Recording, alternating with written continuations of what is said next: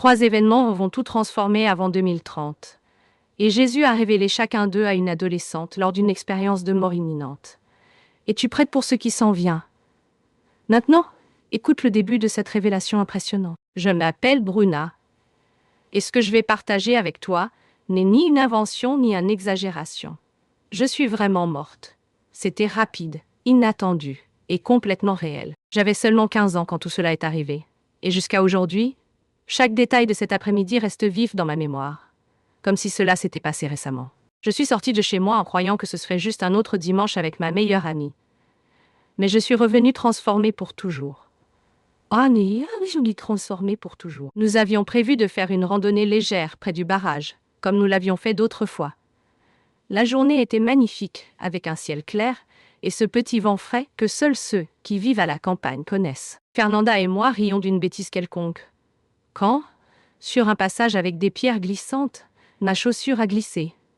J'ai essayé de me rééquilibrer, mais j'ai fini par tomber en arrière et j'ai frappé violemment le côté de ma tête contre une roche. Et puis, tout s'est simplement éteint. Le plus étrange, c'est que je n'ai ressenti aucune douleur, juste une étrange tranquillité, comme si je m'étais endormie dans un endroit où personne ne pouvait plus m'atteindre. Quand j'ai ouvert les yeux, j'ai réalisé que je n'étais plus dans mon corps. Je flottais d'une certaine manière et je voyais tout en bas. Fernanda était en panique, à genoux à mes côtés, pleurant et appelant désespérément les secours. Elle criait mon nom, mais je ne pouvais pas répondre. J'étais là. Mais en même temps, j'étais là. Mais en même temps, je n'étais plus là. C'est alors que j'ai commencé à ressentir quelque chose de différent. Une présence me tirait doucement vers le haut, comme si elle me soulevait du sol sans effort. Je n'ai pas pu lutter contre cela, ni voulu. La peur avait disparu, et il ne restait qu'une paix profonde et silencieuse. Au milieu de cette lumière qui s'ouvrait devant moi, j'ai entendu mon nom. Une voix m'a appelé avec tant de tendresse que mes jambes, si tant est que je les avais encore, ont fléchi. Et c'est là que tout a commencé. Avant cette randonnée, de la chute, et de tout ce qui a suivi, j'étais juste une adolescente essayant de survivre au lycée. Je vivais avec ma mère, Denise, et mon petit frère Caillot, dans une petite ville du Muna. Mes parents étaient séparés, depuis que j'avais 7 ans. Mais la cohabitation était bonne. Je passais la semaine avec ma mère et les week-ends, parfois avec mon père, qui était camionneur et vivait sur la route. Rien de très anormal. J'aimais jouer au volley. Je passais des heures sur mon téléphone et je m'inquiétais pour des choses qui aujourd'hui semblent si petites. Si l'examen de biologie serait difficile, si la fille populaire de l'école avait dit du mal de moi, ou si Hugo, un garçon de ma classe, allait me regarder dans le couloir. Au fond, je voulais juste me sentir vue, tu sais. Faire partie de quelque chose. Mais la vérité, c'est que même entourée de gens, je me sentais souvent seule. Et je cachais cela avec des blagues, des histoires et des filtres. Ma relation avec Dieu était distante. Je croyais qu'il existait, bien sûr, mais il ne faisait pas partie de ma routine. Le maximum que je faisais était de prier rapidement quand j'avais peur ou avant un examen important. Ma grand-mère paternelle, Donna Lourdes, parlait toujours de Jésus avec beaucoup d'affection. Elle disait qu'il me connaissait depuis le ventre. Je trouvais cela beau, mais je n'avais jamais ressenti cela vraiment. C'était comme une foi empruntée. Je respectais, mais je ne vivais pas. Fernanda était ma meilleure amie depuis la 6e. Nous avions une vision similaire du monde, et je lui faisais confiance pour tout. C'était avec elle que je riais, pleurais, racontais des secrets et rêvais éveillé de l'avenir. Cette randonnée près du barrage était notre refuge. Nous parlions de tout en marchant. Des crushs, des peurs, des séries, et comment la vie semblait une montagne russe incontrôlable. Et c'est exactement là, à cet endroit, qui me faisait oublier mes problèmes, que je suis morte. Le souvenir du moment exact où tout s'est passé est encore net, comme une photographie brûlée dans mon esprit. Fernanda et moi étions déjà en train de revenir, descendant le passage le plus incliné du sentier. Quand cela s'est produit, je me souviens d'avoir commenté avec elle que ma chaussure glissait sur les pierres. Mais avant que je puisse terminer ma phrase, j'ai mis le pied de travers. Mon pied a tourné, j'ai perdu l'équilibre et je suis tombée sur le dos, frappant le côté de ma tête contre une pierre. Tout s'est passé très vite. Je n'ai pas eu le temps de crier. Au même moment, tout est devenu noir, mais ce n'était pas un noir effrayant. C'était comme si le son du monde avait été coupé et que j'avais été placée dans un silence absolu. Soudain, je me suis vue hors de mon corps. Je ne dis pas cela comme une métaphore. Je me suis vraiment vue de l'extérieur. Mon corps était tombé et immobile, mes cheveux éparpillés sur la terre, et Fernanda, à genoux à mes côtés, désespérée, tremblante, pleurant, me parlant et secouant mon bras. Mais je n'étais déjà plus là. J'ai essayé de m'approcher, de crier son nom, d'expliquer que j'allais bien, mais ma voix ne sortait pas. En fait, je n'avais même plus de bouche, ni de main, ni de poids. C'était comme si j'étais faite de vent. Je flottais, légère comme jamais auparavant. Tout semblait distant, et en même temps si clair. Je pouvais voir tout le sentier, les branches se balançant lentement avec le vent, le sac à dos de Fernanda ouvert, son téléphone essayant de capter un signal. Je voyais même un couple plus bas sur le sentier, écoutant de la musique, sans imaginer ce qui se passait là-haut. C'est alors que j'ai ressenti, je n'ai pas vu, mais j'ai ressenti, quelque chose ou quelqu'un. Cela a commencé à me tirer délicatement. C'était comme si une force invisible m'appelait vers le haut, sans me forcer, mais m'invitant avec une paix que je ne peux pas expliquer. Je n'ai pas ressenti de peur. C'était comme si mon âme avait enfin trouvé un chemin que j'avais toujours su qu'il existait, mais que je n'avais jamais vu. Je me suis laissé emporter, et quand j'ai regardé vers le haut, la lumière a commencé à apparaître. Une lumière douce, chaude, qui ne blessait pas les yeux. C'était comme si j'étais sur le point de traverser un voile qui séparait ce que je connaissais de ce que j'étais sur le point de connaître. Cette lumière grandissait autour de moi, comme si elle avait sa propre vie. Ce n'était pas une lumière ordinaire, c'était comme si elle me connaissait. Elle était douce, chaude, et en même temps intense, comme si elle était faite d'amour liquide. Plus je m'approchais, plus je me sentais légère. Ma peur est partie sans demander la permission, et la confusion s'est dissipée. J'allais chez moi, même sans savoir que cet endroit existait. Et puis, il est apparu. Jésus. Je ne sais pas expliquer comment j'ai su que c'était lui. Ce n'était pas parce qu'il ressemblait aux images que nous voyons dans les églises ou dans les films. Ce n'était pas une question d'apparence. C'était une question de présence. Quand il m'a regardé, j'ai compris ce que c'est que d'être véritablement connu. C'est comme s'il voyait chaque partie de mon âme, y compris celle que j'essayais de cacher. Mais son regard, ce regard, si plein de vérité, si rempli d'amour, un amour inconditionnel, sans exigence, sans question, juste de l'amour. Il a souri, et rien que ce sourire a fait mal à mon cœur tant il était beau. Puis il a parlé, non pas avec la bouche, mais directement en moi comme si son âme parlait à la mienne. Bruna, a-t-il dit avec une tendresse qui m'a déconstruite de l'intérieur. Tu es entre deux mondes maintenant. Mais avant que tu ne reviennes, il y a quelque chose que je veux te montrer. Je n'ai pas pu répondre. J'ai juste pleuré. Ce n'était pas un pleur de tristesse, mais comme si j'avais porté un poids pendant des années, et enfin quelqu'un l'avait enlevé de moi. Un soulagement si pur, si entier, qu'il m'a brisé. Et même sans rien dire, il m'a comprise. Jésus a tendu la main, et quand je l'ai touché, quelque chose en moi s'est enflammé. C'était comme si la vraie vie commençait à ce contact. J'ai ressenti tout.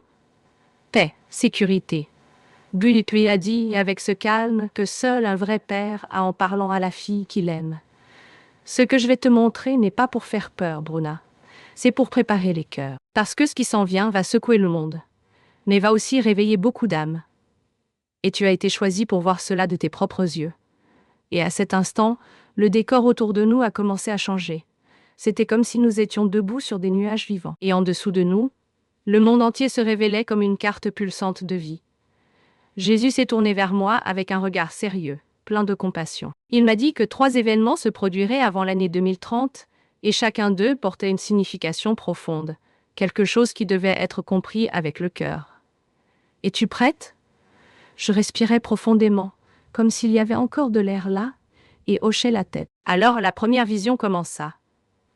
Lorsque la vision se forma, c'était comme si j'observais le monde d'en haut.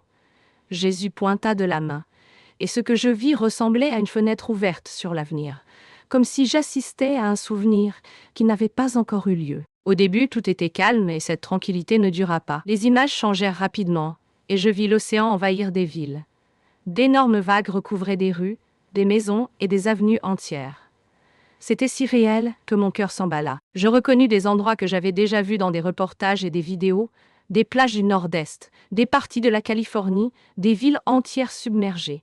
Les gens couraient, pleuraient, essayant de sauver ce qu'ils pouvaient. C'était un désespoir silencieux qui coupait l'âme. Je regardais Jésus, craignant ce que cela signifiait. Il parla alors d'une voix qui transmettait vérité et sérénité. La création gémit, Bruna. Ce que tu vois est le résultat des choix humains. La Terre souffre parce qu'elle a été maltraitée. Les cycles climatiques que j'ai dessinés avec équilibre ont été déformés. Et maintenant, tout s'accélère. Pendant qu'il parlait, je vis des îles disparaître complètement et des personnes de nations pauvres être les premières à tout perdre. Les dirigeants essayaient de comprendre quoi faire. Mais ils semblaient perdus. Cependant, quelque chose de différent commença à me donner des frissons. Je vis des gens s'entraider. Jésus se tourna vers moi et dit: au milieu du chaos, l'amour fleurit. Quand la zone de confort s'effondre, les cœurs se révèlent. Beaucoup ouvriront les portes de leur maison. Des nations qui étaient auparavant ennemies tendront la main.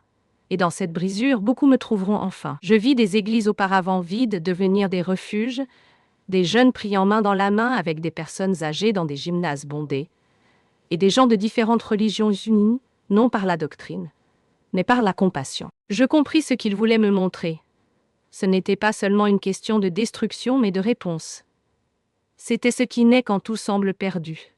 Jésus toucha mon épaule et conclut avec tendresse et fermeté: Bruna, le désastre ne définit pas l'époque. C'est la réponse des cœurs qui révèle le temps. Et au milieu de la douleur, beaucoup de cœurs s'ouvriront pour moi. Non pas parce qu'ils ont été forcés, mais parce qu'ils entendront enfin ce que le bruit empêchait auparavant. La première vision commença à s'éteindre, comme une vague qui se retire après avoir touché le sable.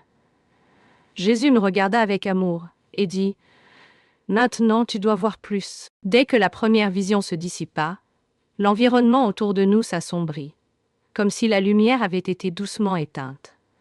Le monde en dessous semblait calme un instant, jusqu'à ce que les lumières commencent à disparaître. Une ville s'éteignit, puis une autre, et encore une autre. De grands centres urbains, un par un, plongeant dans l'obscurité, New York, São Paulo, Berlin, Tokyo, toutes en silence. Aucun écran allumé, aucune connexion, une panne mondiale. Au début, les gens paniquèrent, regardant leurs téléphones comme s'ils étaient cassés, frappant les téléviseurs, essayant de rallumer les routeurs. Et rien ne fonctionnait. Les machines qui soutenaient la vie moderne s'étaient arrêtées, comme si le monde entier avait été débranché. Dans ce silence, pour la première fois depuis longtemps, les gens commencèrent à s'écouter. Je regardais Jésus, confuse, et il expliquait avec patience: Bruna, les systèmes que l'homme a construits ont été utiles, mais ils sont aussi devenus une addiction. Ils sont devenus la tour où beaucoup se sont cachés de moi. Mais toute tour faite avec fierté, un jour cède. Et quand le bruit du monde se tait, ma voix devient plus facile à entendre. Je continuais à observer cette scène étrange, et peu à peu, je remarquais un changement. Les gens commencèrent à sortir de chez eux. Certains, pour la première fois depuis des jours. D'autres, même depuis des semaines. Ils commencèrent à parler avec des voisins qu'ils n'avaient jamais salués. Des enfants jouaient dans les rues. Des jeunes qui passaient des heures à jouer en ligne chantaient, jouaient au ballon, racontaient des histoires. Je vis des personnes âgées raconter des souvenirs sur des balcons, des mères partager de la nourriture, des adolescents assis par terre, échanger des expériences réelles. Alors Jésus dit quelque chose qui resta gravé en moi. L'homme pensait qu'il avait besoin de machines pour vivre. Mais ce dont il a le plus besoin, c'est de connexion avec l'autre. Et c'est dans ce silence que beaucoup se souviendront du son de ma présence. Je vis des gens à genoux dans des jardins, priant ensemble. Je vis des familles réunies autour de bougies, se tenant par la main et remerciant pour des choses simples.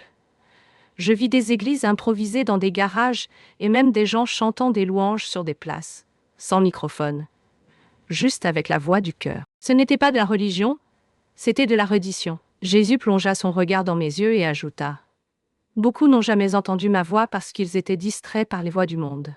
Mais quand la lumière des hommes s'éteint, ma lumière brille plus fort. Et dans ce temps d'obscurité, beaucoup me trouveront non pas avec les yeux, mais avec le cœur. Pendant qu'il parlait, je réalisais que cette vision n'était pas seulement une question de manque d'électricité. C'était une question d'absence de bruit. C'était une chance de recommencer. Et Jésus alors me dit avec tendresse: il y a encore une dernière chose que tu dois voir, Bruna, mais ce sera la plus difficile. Le décor autour de nous changea encore une fois. Maintenant, le ciel semblait plus gris, lourd, comme si l'air lui-même portait quelque chose d'étrange. En dessous de nous, le monde semblait vivre un nouveau type de tension. Je vis des hôpitaux pleins, des masques couvrant à nouveau des visages, des gens évitant le contact physique, s'éloignant même de leur propre famille. Des regards méfiants dans les files d'attente des supermarchés, je vis des enfants pleurer parce qu'ils ne comprenaient pas pourquoi ils ne pouvaient plus embrasser leurs grands-parents. Il était inévitable de se souvenir de la pandémie que le monde avait affrontée des années auparavant. Mais cette fois, c'était différent. Ce n'était pas seulement une question de virus. C'était quelque chose de plus profond, de plus invisible. C'était la peur. La peur était devenue une maladie plus grande que toute autre. Elle se répandait dans les regards, dans les mots, dans les nouvelles, dans les décisions. C'était comme si l'humanité était malade à l'intérieur. Je me tournai vers Jésus anxieuse. Et avec ce ton ferme mais plein de compassion, il me répondit « Bruna, une nouvelle maladie viendra. Mais la plus grande menace ne sera pas ce qui affecte le corps. Ce sera ce qui paralyse l'âme. La peur sera utilisée comme un outil pour diviser, contrôler et éloigner mes enfants les uns des autres. Avant de continuer, juste une demande. Abonnez-vous à la chaîne. Cela nous aide beaucoup à continuer. Je vis des gouvernements prendre des mesures strictes, des gens se battre dans les rues pour des opinions différentes, des églises fermées non par décret, mais par peur. Je vis des parents interdire à leurs enfants de rendre visite aux grands-parents et des amitiés se rompre par méfiance. C'était comme si l'humanité avait oublié ce que c'était que de faire confiance. Mais même dans cette obscurité émotionnelle, quelque chose commença à émerger. De petits points de lumière comme des braises allumées dans la nuit. Jésus pointa du doigt ces lumières et dit, avec tendresse. Même lorsque la peur essaiera de dominer, il y aura ceux qui refuseront de vivre dans l'ombre. Ils tendront la main, même en tremblant. Ils prendront soin les uns des autres, même sans garant. Et ils prieront Bruna, pas dans les temples, mais dans les foyers, dans les couloirs des hôpitaux, dans les places silencieuses. Et là, je serai. Je vis des gens prier en silence à côté de lits d'hôpital, des médecins épuisés tenant la main des patients et murmurant des versets. Je vis des voisins laisser des notes avec des versets sur les portes et des parents rassembler leur famille autour de la table, non pas pour dîner, mais pour crier. Et c'était dans ces moments que la lumière recommençait à briller. Une lumière que aucune maladie ne pouvait éteindre. Jésus me regarda avec une tendresse qui me dévasta de l'intérieur et dit « La peur essaiera d'être le nouveau virus, mais l'amour sera toujours le remède le plus puissant. La prière sera comme un médicament éternel. Et ceux qui choisiront de faire confiance verront des miracles là où le monde ne voit que tragédie. » Alors qu'il parlait, la vision se dissipa lentement, comme la brume au lever du jour. Je savais que c'était le dernier des 3 événements. Et même avec le cœur serré, il y avait une espérance grandissante en moi. Car même face au pire, Jésus restait le même. Après la dernière vision, je sentis comme si le monde autour de nous avait replongé dans le silence. Ce n'était pas un silence vide, mais sacré. Je traitais encore tout ce que j'avais vu avec le cœur serré et l'esprit tournoyant de 1000 questions, quand Jésus me conduisit à un autre endroit. Nous étions devant un immense mur. Mais il n'était pas fait de pierre ou de bois. Il était fait de lumière. À l'intérieur de ce mur, je vis des millions de fils dorés qui semblaient être vivants. Chaque fil brillait avec une intensité différente et se connectait à des centaines d'autres. C'était comme une toile, mais bien plus belle. Chaque ligne pulsait et vibrait. On aurait dit qu'ils étaient en harmonie avec quelque chose que je ne comprenais pas. Je regardais Jésus, émerveillé, et il me dit « Ce sont les fils de la prière. » Chacun représente une conversation sincère, un cri véritable, une pensée qui s'est élevée jusqu'au ciel. Vous pouvez penser que beaucoup de vos prières ont été ignorées, mais aucune d'elles ne s'est perdue. Il s'est approché du mur et a touché l'un des fils. Dès qu'il a fait cela, une vague de lumière s'est répandue, illuminant des centaines d'autres fils autour. C'était comme observer l'effet d'une seule goutte tombant dans un lac et formant des cercles qui atteignaient les rives. « Ce fil est le vôtre, a-t-il dit. C'était quand vous avez prié pour votre amie Fernanda ce jour où elle pleurait à l'école et que vous ne saviez pas quoi faire. Vous avez simplement dit « Dieu, aide-la, s'il te plaît. » Tu te souviens de ça? À ce moment-là, des larmes coulaient sur mon visage. Je me souvenais. C'était une prière rapide, presque un murmure. Et je pensais que cela n'avait fait aucune différence. Mais alors il m'a montré comment cette prière avait touché le cœur de Fernanda, au bon moment. Comment cela avait fait en sorte que la professeure fasse attention à elle. Comment cela avait inspiré une camarade à envoyer un message de soutien. Et comment même, moi, j'avais un message de soutien. Était plus patiente avec elle ce jour-là. C'est ainsi que la prière fonctionne, expliqua Jésus avec tendresse. Vous ne voyez pas toujours, vous ne ressentez pas toujours, mais quand une partie de votre cœur fait confiance, Elle se déplace dans des dimensions que vos yeux ne peuvent atteindre. Et dans les temps à venir, Bruna, la prière ne sera pas seulement importante. Elle sera essentielle. Je regardais à nouveau le mur de fils doré, qui semblait infini. Certains fils étaient presque éteints, mais il suffisait d'un toucher, d'une nouvelle prière, et ils se rallumaient. C'était beau, c'était puissant. Dis-le aux gens, demanda-t-il. Dis que, quand tout semble sombre, c'est la prière qui gardera allumée la lumière de l'espoir. Dis que prier n'est pas perdre du temps, c'est planter l'éternité, même si personne ne voit les fruits le lendemain. À ce moment-là, je réalisais que j'étais devant une vérité qui change tout. Il ne s'agissait pas de belles paroles ou de gestes religieux, mais de connexion, le lien entre l'âme et le ciel, entre l'invisible et ce qui compte vraiment. Et là, avec le cœur rempli d'une paix qui débordait en moi, je ne pouvais penser qu'à une chose. Si les gens savaient ce qu'une seule prière peut faire, ils ne cesseraient jamais de prier. Quand ce immense mur de lumière commença à s'éteindre, je sentis comme si quelque chose en moi faisait ses adieux. C'était comme si chaque fil qui brillait devant mes yeux avait laissé une marque éternelle dans mon cœur. Pendant quelques secondes, tout resta silencieux. Et c'est là, au milieu de cette paix inexplicable, que je regardais Jésus et demandais doucement, puis-je rester? Ma voix était faible, non par peur, mais par un profond désir de ne pas revenir, de ne pas avoir à me réveiller dans un monde si plein de douleur, de confusion et de bruit. Je voulais rester là où tout avait du sens, où il n'y avait pas d'insécurité, de jugement ou de fatigue, où l'amour n'était pas seulement un beau mot, mais une présence vivante autour de tout. Jésus me regarda avec une tendresse si profonde que je sentis ma poitrine se serrer. Il n'eut pas besoin de dire quoi que ce soit pour que je comprenne qu'il comprenait exactement ce que je ressentais. Alors, avec une voix pleine de vérité et d'affection, il dit « Ma douce Bruna, je sais, cet endroit est le véritable foyer. Et un jour, tu reviendras ici. Mais maintenant, ce n'est pas encore le moment. Il y a quelque chose que seul toi peux faire. Et j'ai besoin de toi là-bas. » Je baissai les yeux, essayant d'être forte, mais les larmes commencèrent à couler. Je pleurais comme quelqu'un qui sait qu'il va laisser quelque chose de précieux derrière.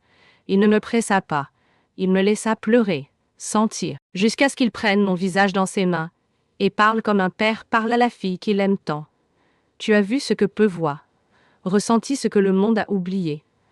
Maintenant, tu dois être une lumière pour ceux qui marchent dans l'obscurité. Dis-leur ce qui s'en vient, mais pas avec peur. Dis que je suis toujours ici, que j'écoute encore, que je guéris encore, que je sauve encore. Et si personne ne croit? Demandai-je, avec un nœud dans la gorge. Même si un seul cœur écoute, cela en valait la peine. Parce qu'une lumière allumée dans une pièce sombre change tout. Il m'enlaça, et je jure, c'était l'étreinte la plus vraie que j'ai jamais reçue de toute ma vie. En lui, je sentis tout ce que j'avais toujours cherché. Sécurité, pardon, acceptation. But, c'était comme si chaque blessure de l'âme avait été cousue avec amour. Quand il parla à nouveau, c'était presque un murmure. Je ne te laisserai jamais. Même quand tu ne m'entends pas, même quand tu sembles seul, je serai là. Et maintenant que tu as été ici, Bruna, une partie de toi se souviendra toujours du chemin de la maison. Je fermai les yeux et me laissai aller à ce moment avec tout ce que j'étais. Mais peu après, je sentis une force me tirer en arrière, comme si une vague me ramenait avec empressement. Et la lumière commença à disparaître. La prochaine chose que j'entendis fut un bruit aigu, des sirènes, des voix pressées, un bourdonnement de douleur dans la poitrine. Et quelqu'un disant « Elle revient, nous avons un pouls ». Je me réveillai avec une douleur intense dans la poitrine, comme si quelque chose avait explosé en moi. Mes yeux peinaient à s'ouvrir. Le son des sirènes, les voix des ambulanciers, le bourdonnement de l'oxygène m'enveloppaient comme un brouillard. J'étais de retour dans le monde que je connaissais, mais ce n'était plus le même pour moi. La première image que je vis fut le visage de Fernanda, flou par les larmes. Elle tremblait, tenant ma main si fort qu'elle semblait ne pas vouloir me perdre à nouveau. Les médecins dirent que j'avais eu un arrêt cardiaque traumatique provoqué par le coup à la tête. Je suis restée inconsciente pendant presque 4 minutes. Ils l'ont appelé un miracle. Ils dirent que la rapidité de Fernanda à faire la réanimation était ce qui m'avait sauvée. Mais je savais que c'était plus que cela. J'étais allée ailleurs. J'ai vu Jésus, j'ai entendu sa voix. Et maintenant, rien ne semblait plus pareil. Ma mère, Denise, ne quitta pas mon côté un seul instant. Elle dormit assise sur la chaise dure de l'hôpital, tenant le bout de ma couverture comme si cela garantissait que je ne partirais pas à nouveau. Quand elle sortit pour chercher un café, mon père entra. Conducteur de camion, toujours ferme, mais à ce moment-là, il semblait un garçon perdu. Je m'assis lentement et racontai. Pas seulement ce qui s'était passé sur le sentier, mais tout. Chaque détail. Jésus, les visions, les prières, l'appel. Il resta silencieux, me regarda, comme si j'avais révélé un ancien secret. Et alors, avec la voix nouée, il dit « Quand j'étais plus jeune, j'ai eu un accident avec la remorque. Je suis resté coincé entre les ferrailles pendant presque 1 heure. Il y a eu un moment où je suis sorti de mon corps. J'ai aussi vu une lumière. J'ai vu quelqu'un m'appeler. Mais je ne l'ai jamais dit à personne. Je pensais que personne ne croirait, jusqu'à aujourd'hui. À cet instant, je compris que ces expériences ne sont pas si rares. Elles sont juste silencieuses, parce que le monde enseigne à douter de ce qu'on ne peut pas prouver. Mais je ne doutais plus, pas du tout. Après être rentré chez moi, tout semblait différent. Les couleurs, les sons, même l'odeur de la nourriture. Mais plus que cela, quelque chose en moi avait changé. Je ressentais les gens d'une nouvelle manière. La fatigue de ma mère, la peur cachée de mon frère, la solitude de Madame Lourdes, ma grand-mère. Tout cela commença à crier en moi. Et je ne pouvais plus ignorer. Je commençais à me réunir avec Fernanda et 2 autres camarades de l'école dans le jardin de ma maison. Nous prions, parlions d'espoir, d'amour véritable, de tout ce que le monde était en train d'oublier. Avec le temps, d'autres personnes commencèrent à apparaître. Un veuf de la rue d'en bas, une fille de ma classe qui subissait du harcèlement. Même une professeure est venue un jour. Nous ne faisions pas de culte. Nous faisions communion. Réel, simple, vrai. Je ne suis pas devenue une sainte. Je suis encore adolescente. Je fais encore des erreurs. J'ai encore des doutes. Mais maintenant, je sais d'où je viens et où je vais. Et, plus important, je sais qui m'attend de l'autre côté. Si vous êtes arrivé jusqu'ici, c'est peut-être parce que quelque chose en vous s'éveille aussi. Alors, laissez-moi vous dire une chose. Tout ce que Jésus m'a révélé n'était pas pour instiller la peur, mais pour nous rappeler que même dans les jours les plus difficiles, il reste le même. L'amour reste la réponse. La prière a encore du pouvoir, et nous pouvons être lumière, même en temps d'obscurité. N'attendez pas que l'eau monte, que les lumières s'éteignent, ou que la peur prenne le contrôle de vous. Commencez maintenant, de votre chambre, avec le cœur ouvert. Jésus n'est pas loin, il attend juste que vous vous apaisiez pour pouvoir parler. Avant de continuer, juste une demande. Abonne-toi à notre chaîne. Ça nous aide beaucoup à continuer. Et quand il parlera, vous saurez que vous êtes devant une histoire incroyable et transformante. La Bible nous enseigne cela dans Jérémie 29, 13. Vous me chercherez, et vous me trouverez lorsque vous me chercherez de tout votre cœur. Je remercie Bruno de partager avec nous cette expérience si profonde et pleine d'espoir. Et à vous qui nous avez accompagnés jusqu'ici, que les bénédictions du ciel soient sur votre vie et votre maison, que votre foi soit renforcée et que vous n'oubliez jamais, même dans les moments les plus sombres, Jésus reste la lumière. On se voit dans la prochaine vidéo.